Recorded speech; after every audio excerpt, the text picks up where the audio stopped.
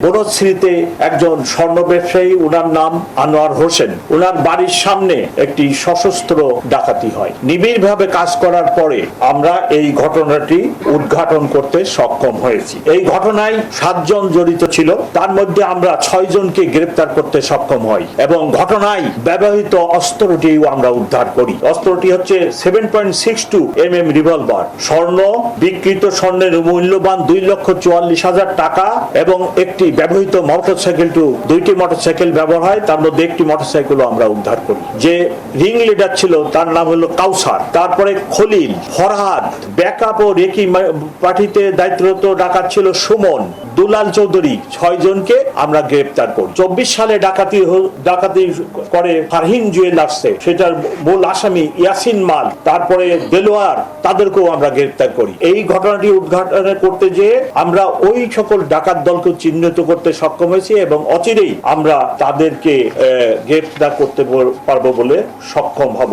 গত মাসের 23 তারিখে রাত্র 11:15টার দিকে বনশ্রীতে একজন স্বর্ণ ব্যবসায়ী, উনার নাম আনোয়ার হোসেন, উনার বাড়ির সামনে একটি সশস্ত্র ডাকাতি হয় এবং উনার দাবি মতে 200 ভরি সোনা নিয়ে চলে যায়। সেই ঘটনা বিভিন্ন মিডিয়ায়, ইনক্লুডিং সোশ্যাল মিডিয়ায় ব্যাপক প্রচার লাভ করে এবং যে ঘটনাটি ভিডিও আকারে বিভিন্ন সোশ্যাল মিডিয়ায় আসে সেটা অত্যন্ত ভীতিকর এবং মানুষের মধ্যে ব্যাপক নিরাপত্তাহীনতার সৃষ্টি করে।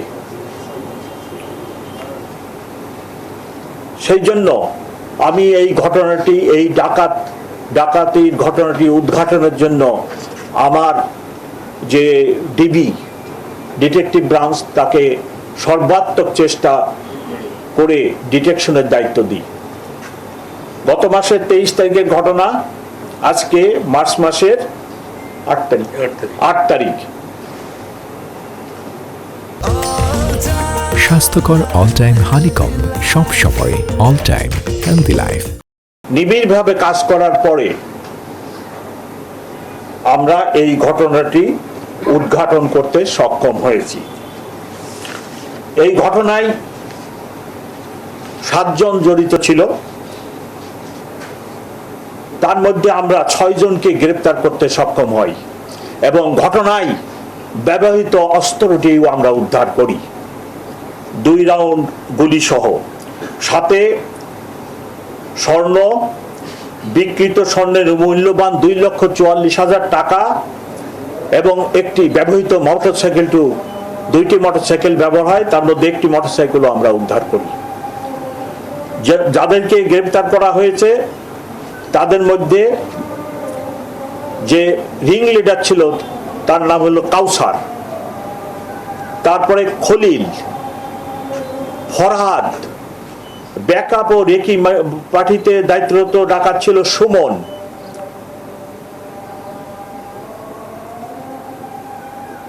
দুলাল চৌধুরী, 6 জনকে আমরা গ্রেপ্তার করি।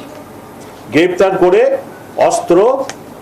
অস্ত্রটি হচ্ছে 7.62 mm রিভলভার এবং গুলি, মোটরসাইকেল, এই সকল উদ্ধার করি। এই ডাকাতি মামলা উদ্ধার করতে যে ব্যাপক কাজ করার ফলে আমরা আরো অন্যান্য ডাকাত, তার মধ্যে অন্যতম 24 সালে ডাকাতি করে ফারহিন জুয়েলার্সে, সেটার মূল আসামি ইয়াসিন মাল, তারপরে দেলোয়ার, তাদেরকেও আমরা গ্রেপ্তার করি। আপনারা জানেন ডাকাতরা সংঘবদ্ধ থাকে এবং অ্যাক্টিভ থাকে এবং অনেকগুলি ডাকাতি করার গ্রুপও আছে। এই ঘটনাটি উদ্ঘাটন করতে যেয়ে আমরা ওই সকল ডাকাত দলকে চিহ্নিত করতে সক্ষম হয়েছি এবং অচিরেই আমরা তাদেরকে গ্রেপ্তার করতে পারবো বলে সক্ষম হব।